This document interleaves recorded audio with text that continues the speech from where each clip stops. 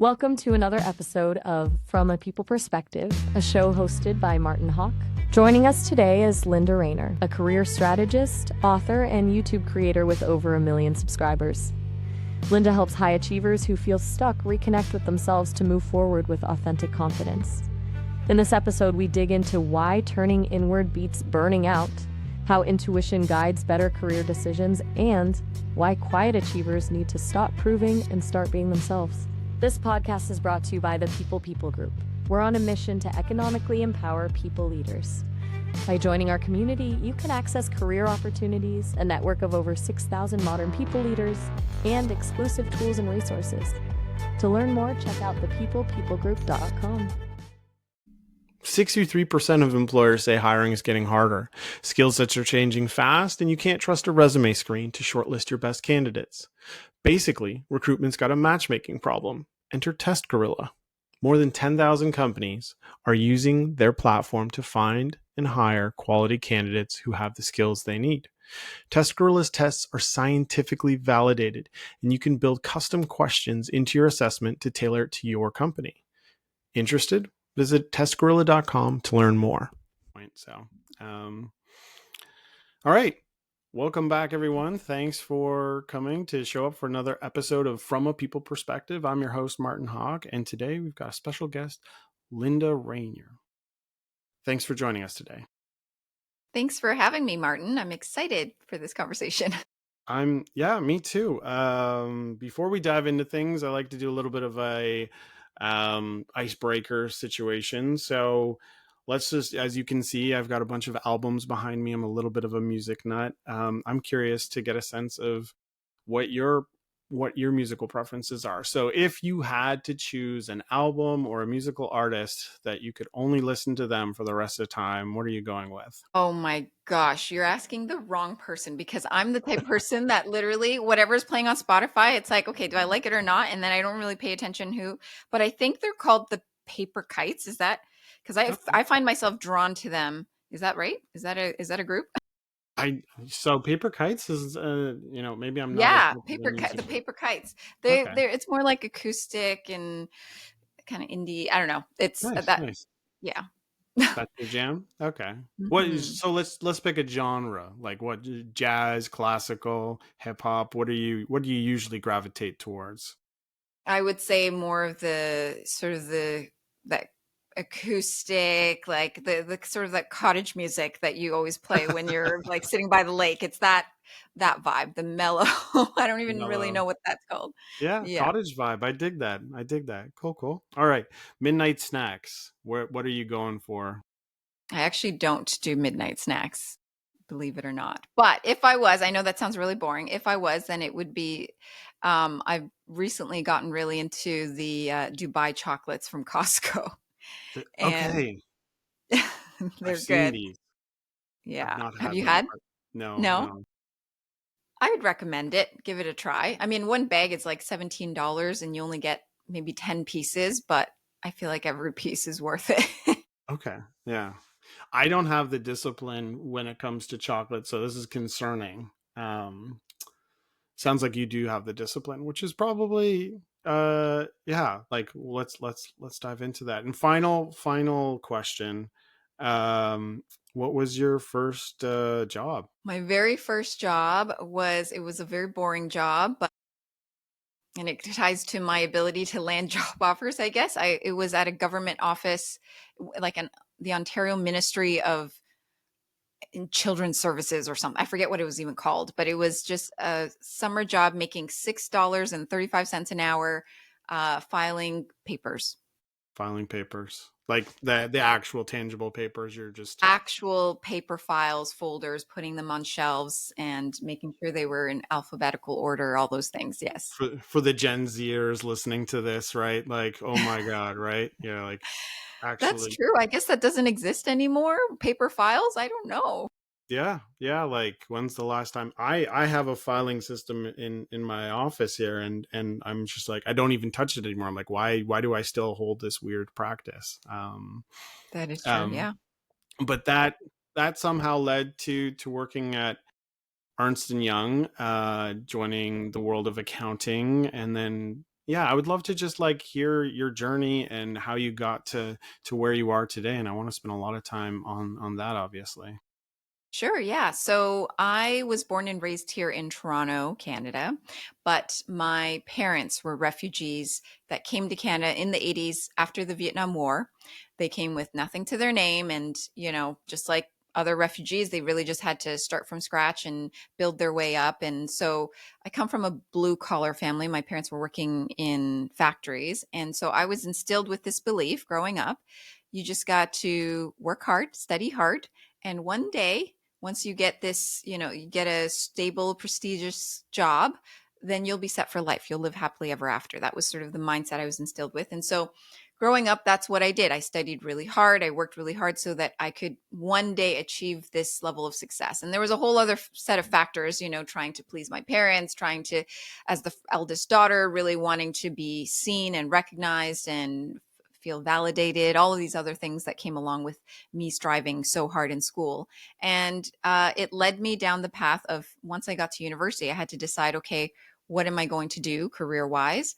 And I remember the professor had put up a chart, and this was because I was at the Laurier business program where I got into co-op. So I got to pick, I could work 4 months and then go back to school for 4 months. And so that was going to be my life for the next several years in university. And they told us that we had to pick a stream, a career path.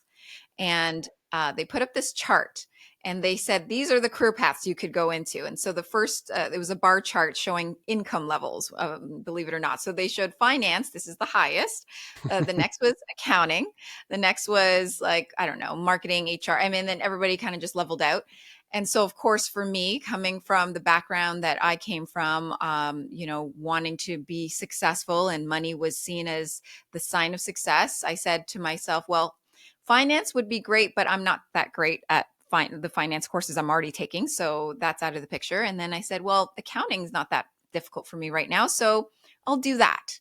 And so literally that was how I decided to go down the accounting path, was because I looked at one bar chart showing that it made more money than the others.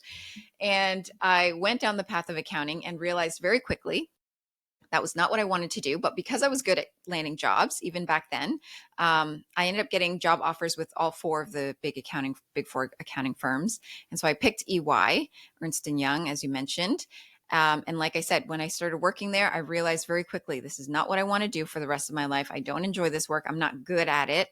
And I kept also failing the exams to get the CPA designation those years.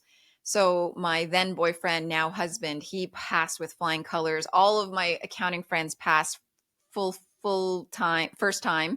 And so I was feeling really behind, and that was causing a lot of confidence issues, because I was this studious high achiever that could not pass these exams and could not get this designation that was to be the rest of my life. And so I was in this, dark period of my life where I had to just figure it out, and I ended up passing the exams. But then I said to myself, I'm not going to continue on this path. And I ended up pivoting into the world of recruiting. So I ended up joining an external agency and became a headhunter, external recruiter there. And I realized I was really good at it. I thrived in that job. I became like the top producer or whatever you call it. And I broke all these records and got all these, awards, and made good money. And so I was riding high, but my self-worth was based on how much I was making every month. I started to train myself subconsciously that my self-worth is based on what I'm producing on a monthly basis. And that started to become really toxic for me personally, because months that I wasn't doing as well, I wasn't feeling as good about myself. It eventually got to a point where, and I'm sure you can relate to this, Martin, when you're placing people into jobs, as much as you're placing, like for me, I was placing hundreds of people all the way up to C-suite, CFO level positions, people into opportunities. There were thousands of other people in the process that I had to flat out ignore Yeah. and not talk to and not help. And I knew deep down that these people could get these jobs if they just knew how to communicate a little bit better, if they just knew how to sell themselves better, if they knew all the things that most job seekers at that time, without AI, without all the information that we have now, at that time, this was back in 2015, 2016, Yeah. most people didn't have access to. Yeah. And so I decided, you know what? I'm tired of the recruiting world. I'm tired of the 9 to 5. I'm going to quit my job. And 6 months after quitting my job, I put out my first YouTube video. And by the third YouTube video, I went viral because it was the tell me about yourself, how to answer that question for interviews. I guess for that particular video, most people did not have that answer or didn't know how to answer that. And I was giving out that free content. And that was when my business kind of took off. I started offering courses and coaching, one-on-one coaching programs. And I rode that wave for years, basically, from then onwards. And it was shortly after COVID, well, during COVID, I got pregnant and I had my two boys back to back, 2020, 2021. And so, my identity as Linda Raynier, this career strategist, successful YouTuber, blah, blah, blah, kind of came crashing down because now I was a stay-at-home mom and I was not feeling as successful because I was, at home with my kids. And I had to really sort of go through this identity crisis and ask myself, well, who am I now if I'm not that version of me? And then this other part of my story, which I share very openly, and I've written about it in my book, The Quiet Achiever, is the fact that my husband at the end of 2022 got diagnosed with cancer.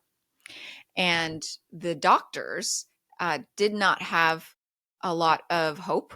I would say they weren't very optimistic given how far along he was and all of those things. But it was a full-on inner and outer healing journey for the both of us, me and him being parents with 2 under 2, me also then being a caregiver for him, supporting him through his healing. And now he's deemed a miracle by the doctors. Like they've called him an exceptional case. That's the term. But he's completely cancer free. But it was through that journey, it was actually a period of 3 to 6 months where our whole life was just turned upside down. And this is back in 2023. And then the story continues 6 months after that. So right around the time where we were actually starting to live a normal life again, we had gone through months of just being at home, I just had to focus on the day to day. What can we do to make sure that we get through the day? And I make sure the kids are fed, make sure my husband's fed, he has his medication, all those things. After 6 months of that, we were living a normal life. We were going to our friends' cottages. We were, just focusing on family time. And then I had this dream. And I'm not kidding you. I had this very vivid dream where I looked up at the top of my ceiling and my eyes were closed, obviously, because I was dreaming, but it felt as though my eyes were open. I was looking at the top of the ceiling of my bedroom where I saw a book and it looked like one of my journals because I have these nice hardcover journals, but it had words on it. It said, Express Your Inner Confidence by Linda Raynier. So I knew in the dream, I was like, that's a book that clearly I've written, but I had never written a book at that point. And then I decided, I'm going to take that as a sign. And I took it as a sign for the next few months after that. I started going through research and figuring out, how do I write a book? How do I get a publisher? How do I get an agent? How does this all happen? And then I started to get a little bit deflated because even though I knew I had a book in me, I just didn't really know how to start. And I was kind of overwhelmed with the idea that I had to go looking for a publisher to want me. So I kind of put it on the back burner, and I kid you not, within just a few weeks after that, I get an email out of the blue from Wiley, so my current publisher. They reached out to me. At first, I thought it was spam. I thought all my research led me down these weird emails that I probably put my email in, and people are messaging me pretending to be publishers. Anyways, they said they wanted to partner with me. I was like, what does that even mean? Let's just have a conversation. Turns out it was legit. It was the editor there who had found me. She found my YouTube channel. She had found my work. And she said, Linda, have you ever thought about writing a book? Because if you have, we'd love to publish it. And that was like my aha moment. Like, that's why I had that dream. That's what happened. So I ended up writing the book, and that's called The Quiet Achiever. And that's now coming out in the next few weeks. My focus now really is on a particular group of my segment of my audience that I've always resonated with, and I've called them quiet achievers. Quiet as in very similar to me. We're introverted. We prefer to keep to ourselves. We're not the loud extroverted type, but at the same time, we are high achievers. We are driven. We have goals. We have dreams for ourselves. We are go-getters. And in the corporate world, quiet achievers aren't necessarily as celebrated the way that maybe loud achievers are. If you're really robust and extroverted and you showcase confidence outwardly, then people will recognize that more. But for quiet achievers, we're not the type to necessarily always talk about ourselves, but we'll work hard, we'll get things done. And my whole mission now is to support quiet achievers in a way where, because all through our lives we've sort of been sidelined, I would say, we haven't been put in under the spotlight. We don't want the spotlight. We're happy in the background. It's really getting quiet achievers to see their value more clearly within themselves so that they can bring forth that confidence in their careers, and then they can move up and grow. I mean, love the story. And kudos to you and your husband and your family for kind of like, that wasn't like 10-15 years ago. That still feels fresh. And you're Yes. here and you're smiling and cancer free and wrote a book and so many I have so many questions. um so many questions, and thank you for sharing. In Yeah. terms of like where I feel like would make where my instinct, like I'm most curious by this like vision on the ceiling, and we'll get into like the tactical stuff, and like obviously there's an audience of HR and recruitment folks, and I think there's a lot of quiet achievers within our community, and I've heard so many times the like imposter syndrome is thick, and so I feel like there's a lot to talk about there. But I'm gonna go with my curiosity here, just because like there's an aspect. It feels like this is a clip from The Secret, like Mm. if you've seen and heard The Secret, know Mhm. about The Secret. It's a book, it's a movie, and it's a little bit out there in terms of like woo woo stuff, and like I love believing in the woo woo stuff, but also try to ground myself in a little bit of reality. So I'm just curious, like, how do you feel now, knowing that like you had a dream about a book and now the book's real, and then somebody reaches out from Wiley and says, Linda, have you ever written a book, or have you ever thought of reading a book? Like, I'm so curious as to like what that all looks and feels like. Yeah, I mean, for me, I've always been a woo-woo person, so that's part of it. Is that I've experienced quite a few weird things throughout my life, especially as a so I'll tell you this. After I quit my job as a recruiter, I started doing Okay.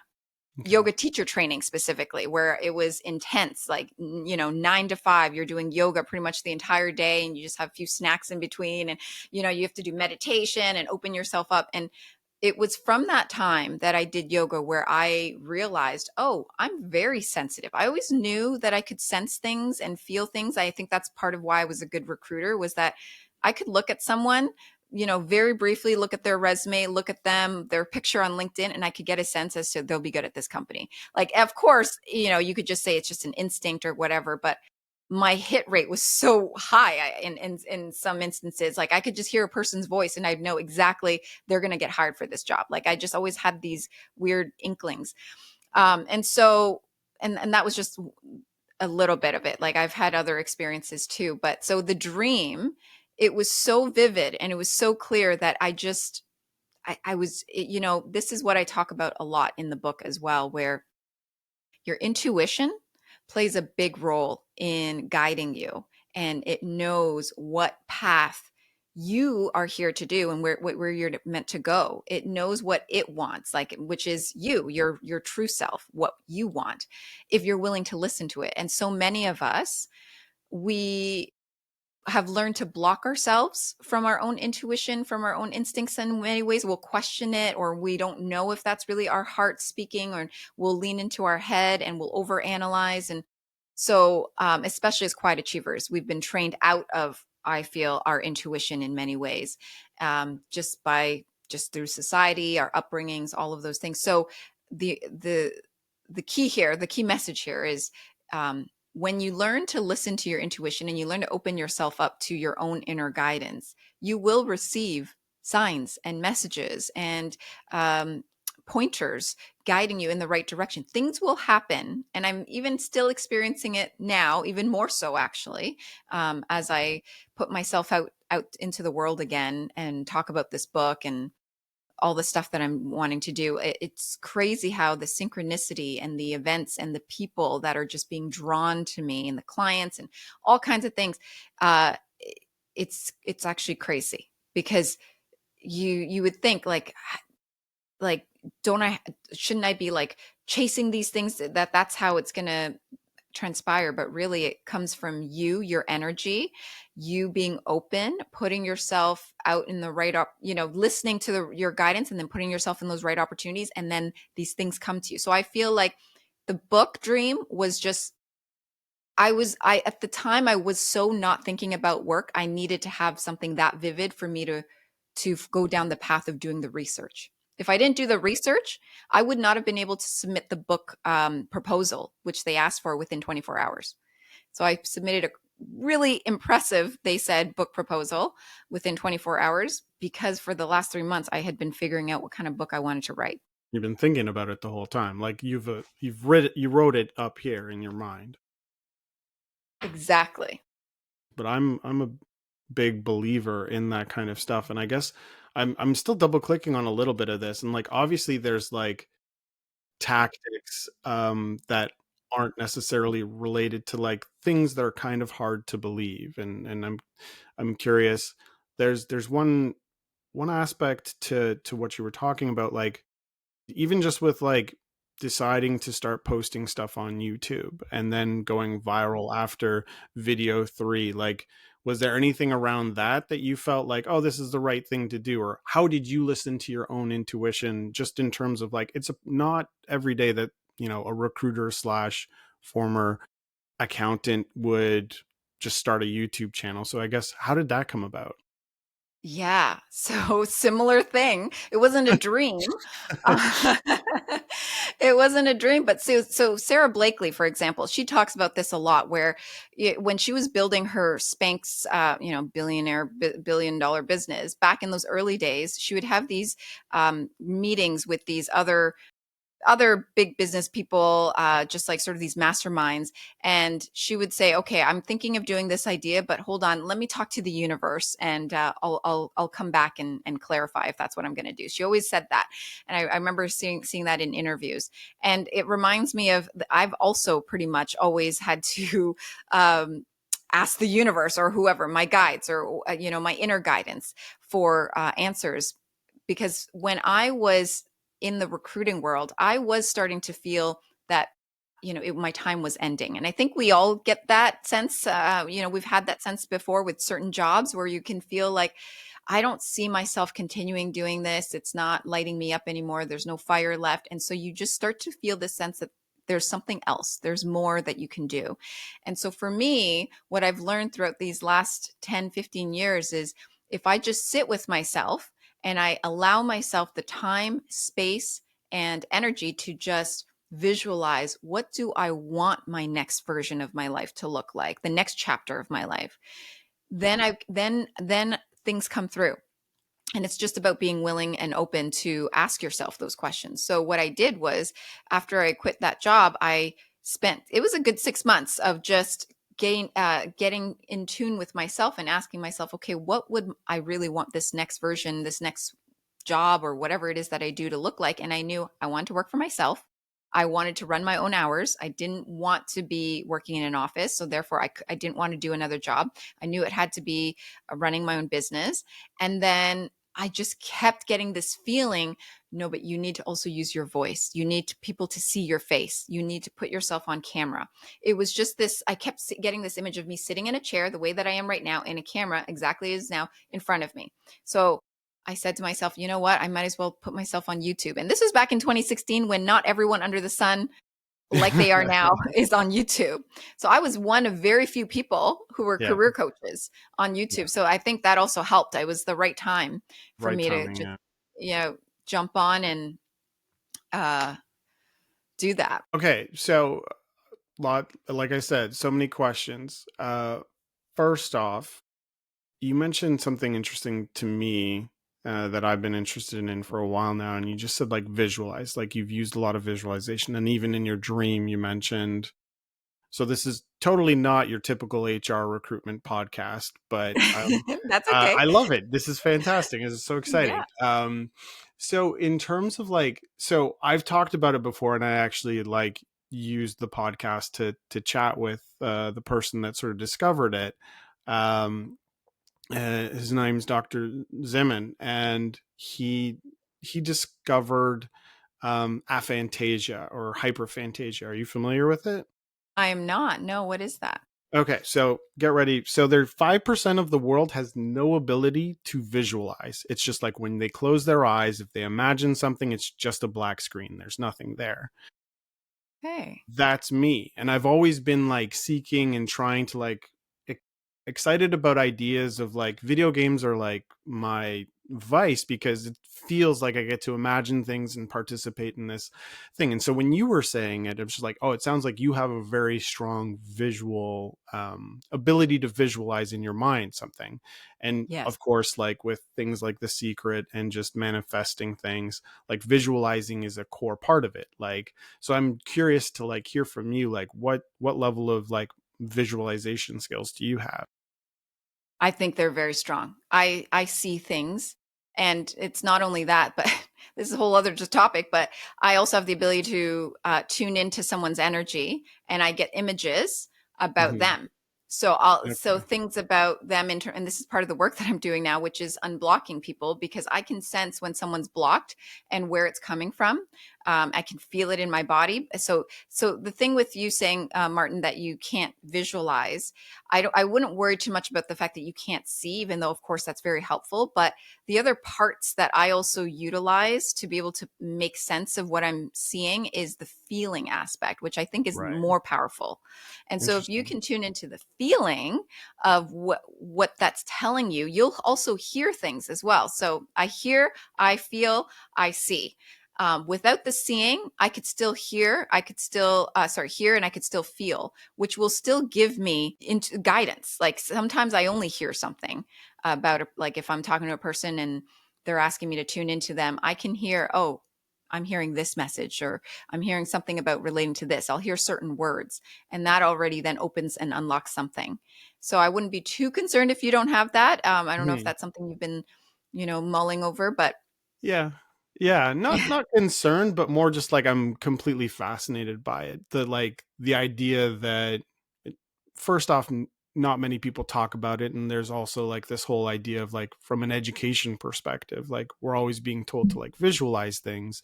Meanwhile, like people can visualize an answer or a word, or like some people are able to like have that photographic memory, whereas like I got nothing, and I'm just going off my gut most of the time, which has led me to pretty fantastic places on my own, yeah. which I like. And anytime I've been listening to my own instincts, it's always done well. But it's also easy to get caught up in the like whole, I'm not going to call it rat race, but just the cycle of life, and then you forget to listen to your own intuition. You were sort of like talking about it, so I found it really fascinating. Before one more like kind of out there question, and I'd That's love to okay. Yeah, we could talk about dive into the more tactical sort of tangible stuff. But have you heard of the telepathy tapes? No. What is that? Okay. Is that like what is that?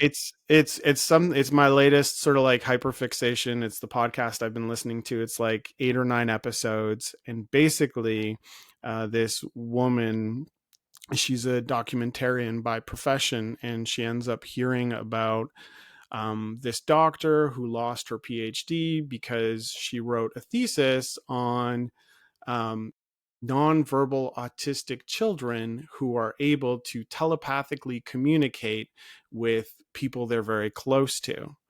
Mm, And it's like full blown scientifically, like not science, like it's being contested scientifically in the larger realm, but there's so much data to suggest and prove that there's a level of frequency and communication and energy, kind of like what you were talking about, where we're just not tapped into it, but they're so tapped into it that they're able to, like, with teachers, for example, like teachers that are teaching these children are able to think about something and they will spell it back to them and they will talk about it. And they've, on top of that, they've gone so far as like predicting future events and whatnot. So the part that kind of like reached out to me was like, you saw this, you visualized it, and you saw your journal or your notebook and the book where you wrote like your book. And so that's just wild to me, right? That level of detail, that specificity. And I guess,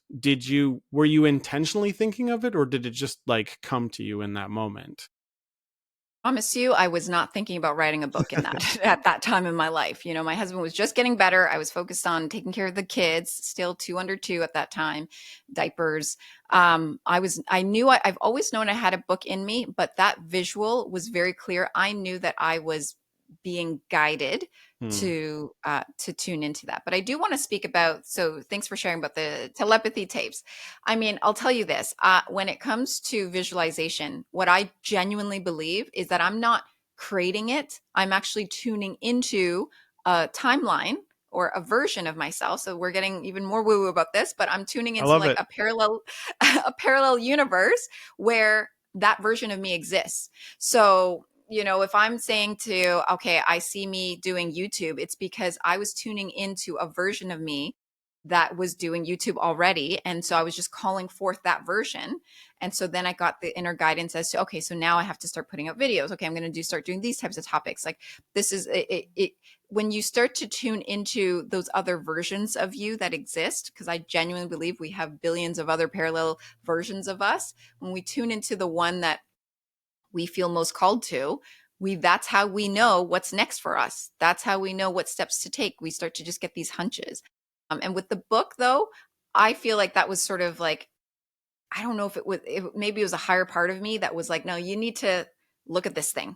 And it was a very clear image of my journal and the words on it. And it's funny because Express Your Inner Confidence is not the title, but the book is about expressing your inner confidence, which that wasn't even the book proposal that I wrote about. I thought I was going to help people to get promoted in their jobs. So it's kind of like more corporate. And as I was writing the book, I was like, this is not the book that I want to write. And I just kept feeling, and a part of it felt like it was channeled. I just kept getting these other messages to write about. And so I completely scrapped those 5 chapters. I had to go back to Wiley and say, can you please extend the deadline, because I have to rewrite my book. I was so compelled to rewrite it, and I did. And that's how it became, you know, The Quiet Achiever, Your Journey to Authentic Confidence, which is really about expressing your inner confidence, which was the message that I'd gotten months before. Wild. So again, like listening to your instincts had, and truly, I guess, have you always been in touch with your instincts, or did you mentioned like there was a good period of like doing yoga and stuff like that, like kind of like tuning in with yourself, but did I guess, for the purposes of folks listening to this, like what are some sort of tactical things that you can do to like get a better tune of your instincts if you don't feel like you're in line with yourself in the first place, so to speak? Yeah. Well, I would say there's sort of two sides to it. You can obviously do things to hone in and listen to your intuition, but you also have to be very clear minded. And I don't know if the word clear hearted is the right word, but if you are feeling emotionally distraught on a regular basis, there's a lot of anxiety, there's insecurities, there's like self doubt, there's a lot of all these like programming that you're living with. It can interfere with your intuition because you're going to think something, but it's actually your anxiety that's causing you to see a certain vision. And let's say you're thinking a worst case scenario, and you're thinking, oh, that's what my mind is telling, that's what my intuition is telling me, Yeah. is that it's not going to work out. But actually, that's your fear that's speaking to you that you need to address more. If you can address and calm yourself, then your intuition opens up. And so Right. intuition, I feel, opens up more so when we are in that calm, centered, self-trusting place, because you'll get things where you're like, am I making this up? But if you trust that it's not coming from your mind, but it's actually coming from a deeper place, the more you trust that and you follow through with that, you'll see, oh yeah, that was actually my intuition. But so there's two sort of moving pieces. It's working on your inner world, clearing out your inner world, which is a big part of the quiet achiever as well, where I talk about working through the self-doubts, the fear-based beliefs that we hold on to, clearing those things out over time. And then, intuition then just naturally becomes so much clearer, Hmm. because you just get hunches and hints and you trust it and you know it, and you know that it's not related to a certain fear and anxiety because you've pretty much cleared a lot of that. But of course, I'm talking about it as if it's so simple. This has taken me years and years and years to get this to this place where I can actually describe it the way that I'm describing it. Even maybe a year ago, I couldn't say it as well as I'm saying it now. But we're always on this journey of inner work, and intuition, I feel, heightens the more that you're willing to turn inward. Yeah. No, and of course, a lot of people in the people ops space or the HR and recruitment space, like it's a tough time for the market. Like it's September 2025 right now, and a lot of companies in tech are going through massive changes because of AI. And so people are sort of being forced sometimes to like reevaluate, like being put into those tough situations, some of which you described you going through, right? Like what it is the perfect time to kind of start doing, not the perfect time, it's a hard time, but it's important to sort of do that inward work at that time so that you don't necessarily just go back and you just find the next job and then tough it out, but also sort of like feel like you're sort of like missing something or lacking something. And like, I'll use my own example. Like I've been running this community, the People group, for 8 years, but in the last 2 years, I've been working on it full time. And it wasn't like, oh, I'm just going to take a risk and do that. Like I was part of a big restructure, 60 people at the organization that got let go. I was one of them. I was lucky because I got working notice, but for the most part, it was sort of like, okay, well, now the universe is kind of pushing me into this opportunity. Do I go back into the working world, or do I try to do something on my own? And I think the reason I bring up that story is I feel like a lot of people are being put in that position. And so Great. needing to like having tools when you're in that position is important. And like, yes, getting a lawyer is important. And yes, getting a good like bookkeeper or accounting firm if you're going to start your own business is important. But there's also a lot of like inner work that you need to do on the mental and the physical side. So I guess like what have you found, or what in your book kind of speaks to like those skills or those tools, if you have any examples? I love that you're mentioning this. Like I actually feel like this is part of the reason, the bigger reason why I've written this book, because there was a sense in me, I mean, my own prediction of that this was going to happen in terms of, I mean, I think we all kind of saw it coming, but this world Yeah. that we're in right now, especially me being, a career coach over the last few years, like we can see right now, things are, like you said, the world of work is changing. AI is playing a big role in that. People are getting laid off. And so there's a lot of uncertainty, there's a lot of instability, and there's a lot of, you know, old ways, old beliefs, old programming need to be shed. They need to be transformed if you are going to step into this next new phase that we're moving into, whatever that looks like. And so in my book, The Quiet Achiever, it really is speaking to those quiet achievers who are feeling stuck. They're feeling stagnant. They're feeling lost right now in their careers because they're asking themselves, do I keep trying to climb this corporate ladder even if I don't know if that's what I want, or if that's not even, I don't even know if that's available to me? Do I go and do something else? Do I switch career paths? What do I start my own business?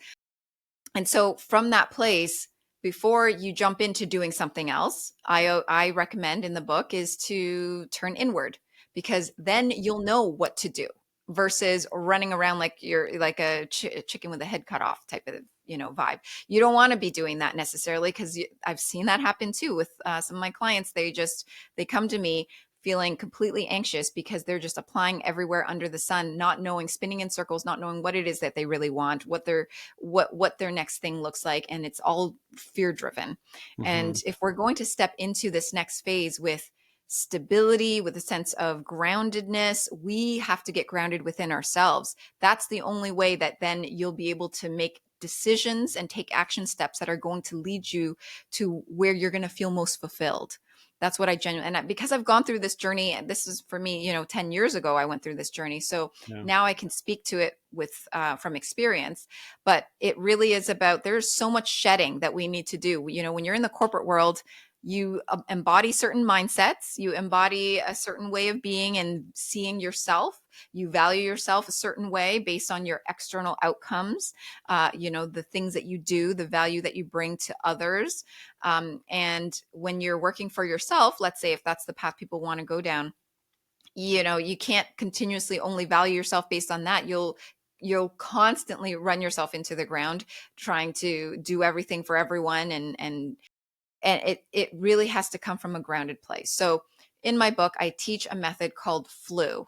Flu, in short, if you think about the flu or a fever, what happens when you have a fever? Your body heats up, you're sweating, you're trying to get rid of the virus or the infection. And then after you go through that whole sweating session and the fever's gone, you feel better, right? You feel, now you've moved into this next healing phase. The same thing happens, I believe, with fear-based beliefs that we're all carrying at some deep level within us. In order to really release them, they're actually sitting and they're circling around in our system energetically.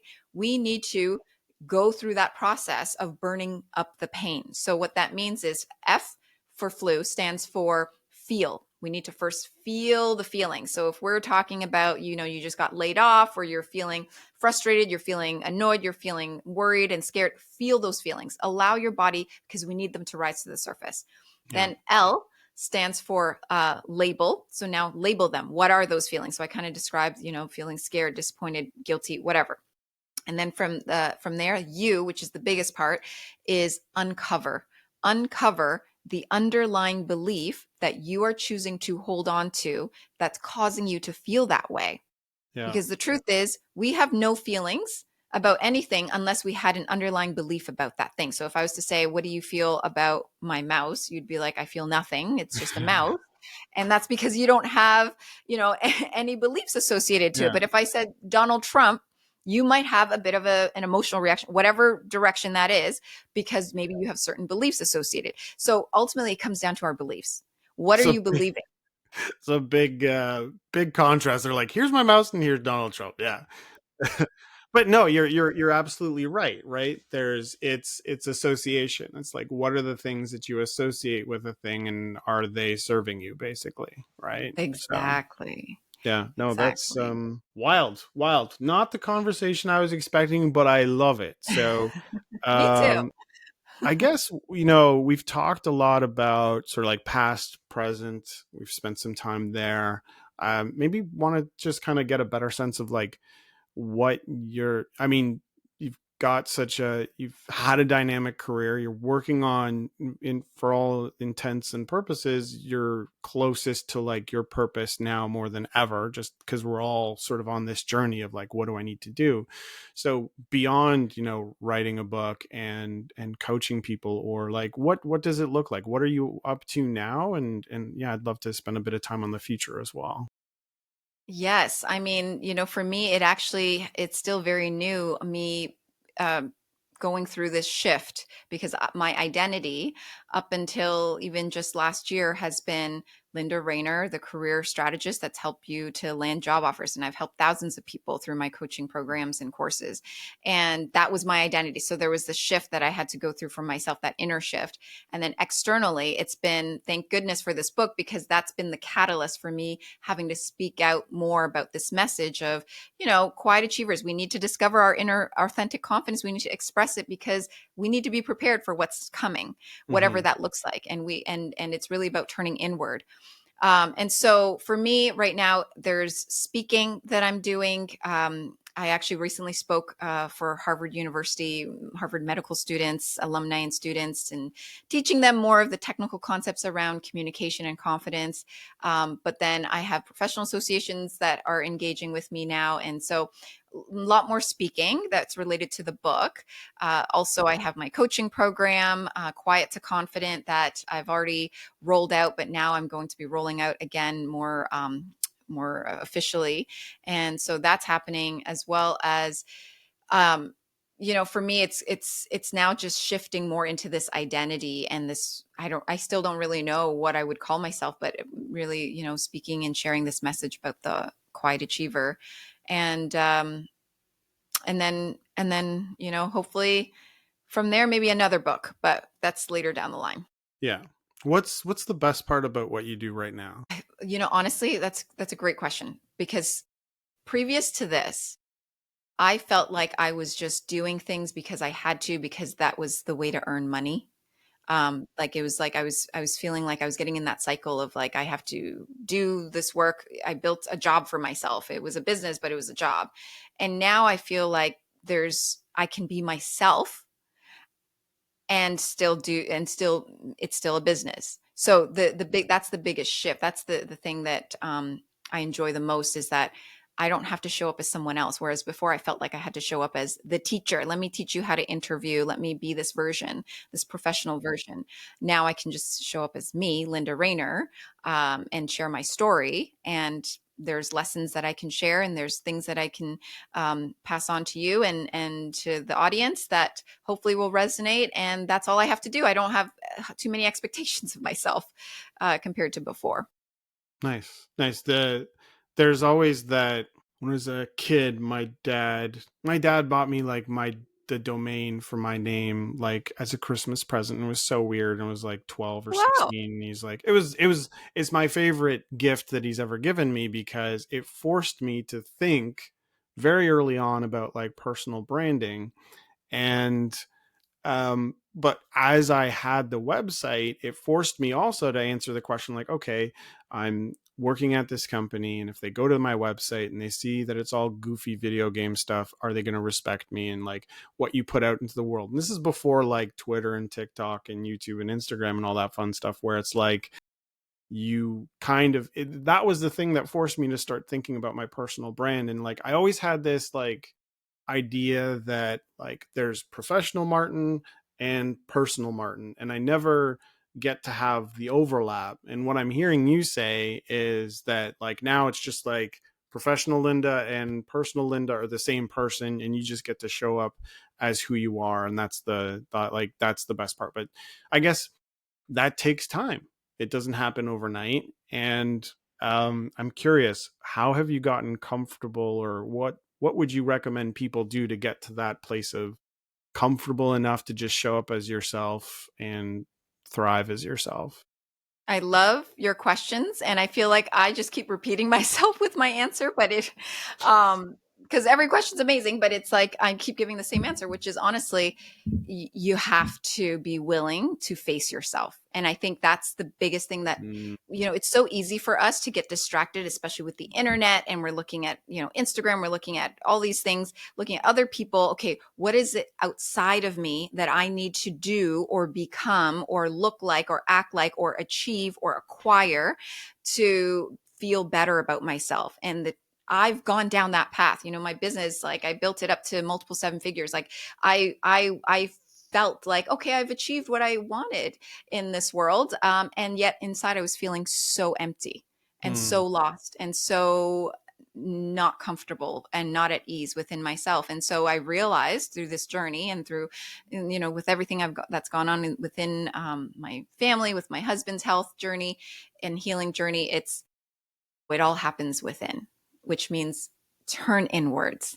Look within before you look out for answers. Turn inward and ask yourself, how do I actually feel about myself? What is really going on beneath the surface? You need to be completely honest with yourself and lay it all open. What are the judgments that I have about myself? What are the insecurities? What are the doubts? What are they saying? What do they sound like? What do they look like? Lay it all out, because when you start to do that, you start to offload it from within you and out onto, maybe paper or on your laptop, if whatever it needs to be, or maybe to a therapist or whoever resonates with you, but it needs to energetically leave your system for you to then start to feel more like who you really are. And it's still a journey for me. It's not, I'm not sitting here saying, oh, I'm all perfect, but I definitely can say I feel so much more comfortable within myself in any situation, because I've allowed the pain to sort of burn itself out, burn itself up and out. And that means a lot of tears, a lot of crying. So if there's a big tip I can give to these HR professionals, is to cry more. Yeah. Yeah. Really like allow yourself to feel the hurt that you have within you, and that's, the sooner you do that, the sooner it starts to dissipate. I say this half jokingly because HR's got a tough job, right? They like, people have tough jobs, and don't get me wrong, it's not like other people have much harder jobs, but when you are the person that is letting 60 people go, 150 people go, and you have to go back to back, like there are weeks, there are months that are super hard. And like HR is definitely a tough gig for people to take on. And oftentimes you like, there's this level of like sympathy fatigue where people will just like, yep, this is just another day. And you kind of like, in order, like mentally, you adapt to the role to be like, I can't feel these things, because if I did, like no person should feel that, like the grief and the like guilt almost to a certain extent of just like having to let so many people go all on the same day. Like you, like that's not a fun thing to do, and yet they do it. And oftentimes they're the ones being called on to do that work because the executives just want to be able to say, we need to make this really hard decision. It's good for the books. It's good for the business. And then somebody has to do the emotional work of it. And they can't even be emotional about it. Right. And Yeah. so like when you say like cry more, I think there's a lot.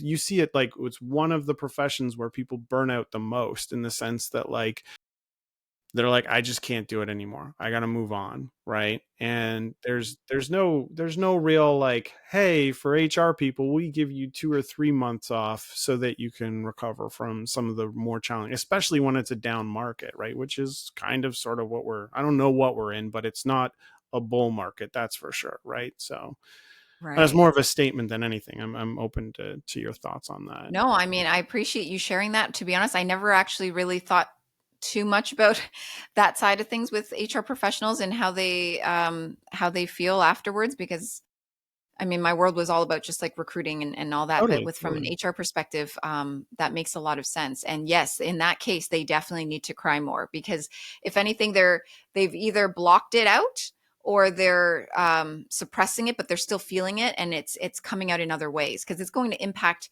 the way that you interact with your family, the way that you pursue the next role or the career or the business that you want to do. It all plays a role in that if you don't really look at it and see it for what it is and release it, because it doesn't belong to you. Yeah. But yeah, that's, HR professionals would definitely need that to do that for sure. With that, kind of looking more to the future, what what are you paying attention to? What is either got you super excited opportunity wise in the space that you care about, or what's keeping you up at night and you're like, I'm gonna tackle this head on? Yeah, I mean, I'm a very big picture thinker. I've always been, and I guess that's why I've decided to just do this work. Hmm. But the one thing that when you ask me that, I get really excited, because in the back of my mind, as much as right now what we see is a market that is very difficult and tough and changing and going through transformation, I see big opportunity for people to do exactly what I just shared, which is to turn inward, because a lot of people are going to start questioning themselves, their lives, where they're at, what success really means, who they are, who they want to be. What does a fulfilling and meaningful life mean for them? Is it still, the BMW, the big home, the fancy watch, or is it a quieter lifestyle, which I'm seeing people are attracted to a lot more, spending more time time with family. And so that doesn't just happen overnight. That's as to shift into a new direction, lifestyle wise, how you live your life, how you feel about yourself, that requires a lot of this shedding work, this internal inner work. And I would love to be the voice to guide people in that direction, because I mean, I feel like I've gone through it to the depths of it in the ways that I have. And I can relate so well to corporate professionals who are quiet achievers, who are high achievers, who've put all their identity in their career. And if there comes a day where that career stalls, or it, flatlines, basically, you're going to have to pivot and make a new move. What are you going to hold on to make sure that you move forward with clarity, with confidence, with strength?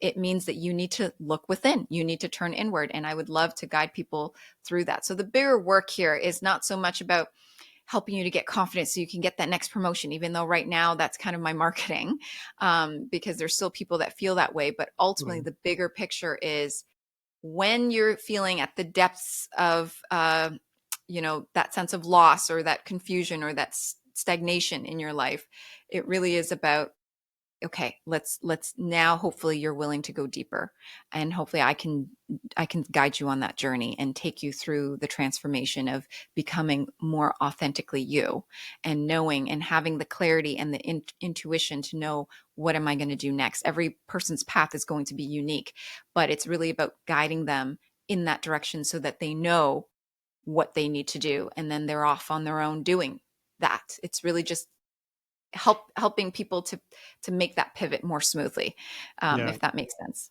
No, totally. Linda, this has been a blast. I had so much fun chatting with you. Me Definitely, too. this was not on my bingo card at all in terms of topics and directions, but those are the best conversations. This was a real treat. Thank you so much. Well, thank you, Martin. I loved your questions, and yes, I this is my favorite type of conversation. So I'm so glad that you were willing to open up and ask. For the folks, and we'll obviously put this in the description and everything like that, but what's the best way for folks to engage with all the amazing stuff you've put together? I mean, people can find me on my YouTube channel if they want to look into my content. Linda Raynier is my YouTube channel. Otherwise, my website, lindaraynier.com. But ultimately, I mean, I'm really hoping that people continue to pre-order the book. We're at 600 pre-orders now, and I'm 7th on the Amazon bestseller list for my category, which is a very small category, work-life balance in business. But it's all good. Hopefully I can get to number 1 if people are willing to pre-order. Yeah, you can find that on Amazon, or the book's going to be available at Indigo as well. I'll be also doing book signings at the Indigo locations, Sherway Gardens and Yonge and Eglinton, that week of launch. And I'll be promoting it on my email list and website and all of that. Awesome. Yeah, no, we'll make sure to promote it on our newsletter and in the community as well. And again, thanks so much, Linda. I really appreciate it. Thank you, Martin. If you enjoyed today's podcast, make sure you subscribe wherever you listen to podcasts. And if you're not already a member of the community, please join us at thepeoplepeoplegroup.com.